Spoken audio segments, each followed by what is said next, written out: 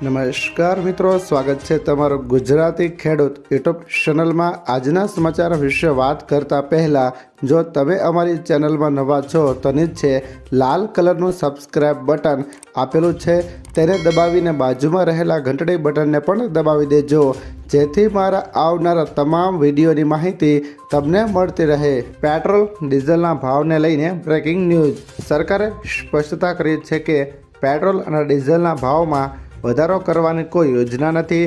સૂત્રોએ જણાવ્યું હતું કે સામાન્ય લોકોને રાહત આપવા માટે ભાવ સ્થિર રહેશે।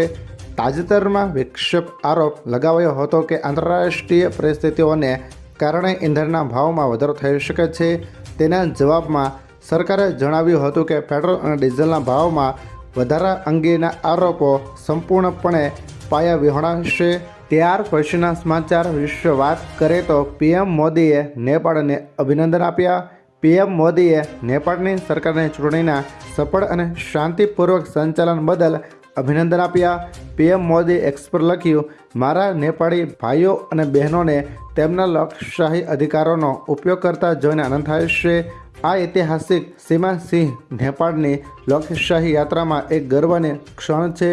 એક નજીકના મિત્ર અને પાડોશી તરીકે ભારત નેપાળના લોકો અને તેમની નવી સરકાર સાથે નજીકથી કામ કરવા માટે પ્રતિબદ્ધ છે। ત્યાર પછીના સમાચાર વિશે વાત કરીએ તો યુદ્ધની અસર ગુજરાતના ડેરી ઉદ્યોગ પર। આંતરરાષ્ટ્રીય યુદ્ધની અસર હવે ગુજરાતના ડેરી ઉદ્યોગ પર પડવા લાગી છે। સરકારે ડેરી ઉદ્યોગને આપવામાં આવતા ગેસ સપ્લાયમાં 40% સુધીની કાપ મૂકવાની મૌખિક સૂચના આપી છે। આ નિર્ણયથી ડેરી ઉત્પાદન પર સીધી અસર પડે છે। અત્યાર સુધી ડેરી ઉદ્યોગોને જરૂરિયાત મુજબ 6% ગેસ નિશ્ચિત ભાવે મળતો હતો, હવે માત્ર 60% ગેસ જ નિશ્ચિત ભાવે મળે છે। બાકીના 40% ગેસ માટે ડેરી સંસ્થાઓએ નવા અને ઊંચા ભાવ ચૂકવવા પડે છે। ત્યાર પછીના સમાચાર વિશે વાત કરીએ તો પેટ્રોલ 336 રૂપિયા અને ડીઝલ 321 રૂપિયા પ્રતિ લીટર થયું। પાકિસ્તાન સરકારે પેટ્રોલ અને ડીઝલના ભાવમાં લગભગ 20%નો વધારો કર્યો છે। પેટ્રોલની કિંમત પ્રતિ લીટર 55 પાકિસ્તાની રૂપિયા વધીને 335.86 રૂપિયા થઈ ગઈ છે, જ્યારે ડીઝલ 321.17 રૂપિયા પ્રતિ લીટરના સ્તરે પહોંચી ગયું છે। સરકારના જણાવ્યા અનુસાર અમેરિકા, ઇઝરાયલ અને ઈરાન વચ્ચેના ચાલી રહેલા યુદ્ધ તથા મિડલ ઇસ્ટમાં વધતા તણાવને કારણે આંતરરાષ્ટ્રીય બજારમાં ક્રૂડ ઓઇલના ભાવમાં ઝડપી વધારો થયો છે। ત્યાર પછીના સમાચાર વિશે વાત કરીએ તો ટ્રમ્પની ઈરાનને કડક ચેતવણી। મધ્ય પૂર્વનું યુદ્ધ 14 દેશોમાં ફેલાતા પ્રમુખ ટ્રમ્પે ઈરાનને શરણે થવા અંતિમ ચેતવણી આપી છે।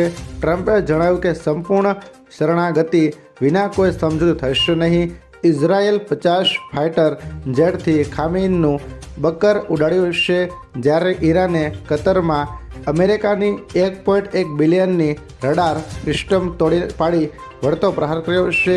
અઝરબૈજાને પણ સરહદ પર તોપો તૈનાત કરવા હવે આ ભીષણ જંગ મધ્ય એશિયા સુધી ફેલાવાની આશંકા સેવાઈ રહી છે। ત્યાર પછીના સમાચાર વિશે વાત કરીએ તો રશિયન મિસાઇલથી 7 લોકોના મોત। રશિયા અને યુક્રેન વચ્ચે ચાલી રહેલા યુદ્ધ વચ્ચે યુક્રેનના બીજા સૌથી મોટા શહેર ખાર્કિવ પર એક મોટો મિસાઇલ હુમલો થયો હતો। અધિકારીઓના જણાવ્યા અનુસાર રશિયન મિસાઇલ 5 માળની રહેણાંક ઇમારત પર અથડાયો, જેમાં ઓછામાં ઓછા 7 લોકો માર્યા ગયા અને 10 અન્ય ઘાયલ થયા। ઘાયલોમાં 3 બાળકોનો પણ સમાવેશ થાય છે। હુમલા બાદ બચાવ ટીમો કાટમાળમાં ફસાયેલા લોકોને બચાવવાનું કામ ચાલુ રાખી રહી છે।